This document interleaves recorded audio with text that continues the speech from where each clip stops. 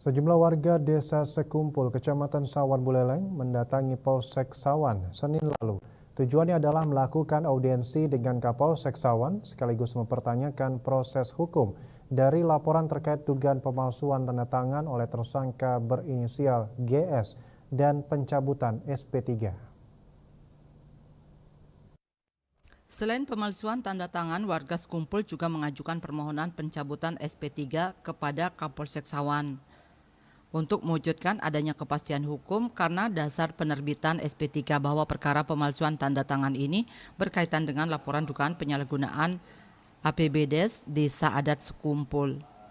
Harja Astawa selaku kuasa hukum menyatakan penyelidikan dugaan penyimpangan pengelolaan dana BKK Desa Pakraman Sekumpul periode 2019-2021 tidak perlu ditingkatkan ke tahap penyidikan dan menyerahkan pengaduan masyarakat kepada APB.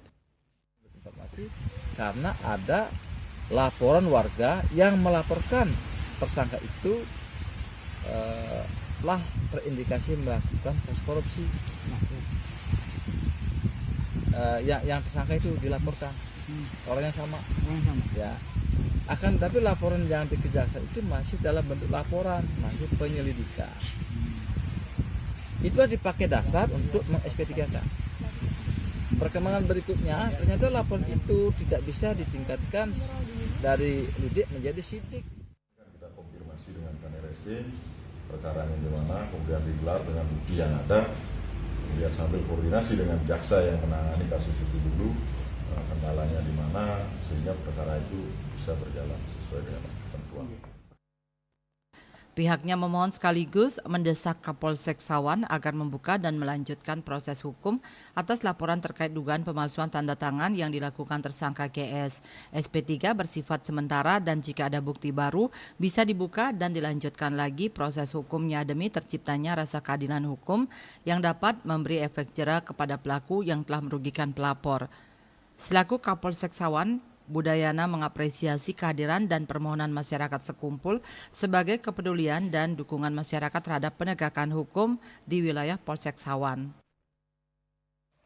Jadi alasan pemberhentian itu kalau kita SP3 kan ada luas, misalnya tersangka menggalinya perkara tidak bukti, sekarang itu jadi kami pelajari dan kami akan koordinasi dengan kejaksaan.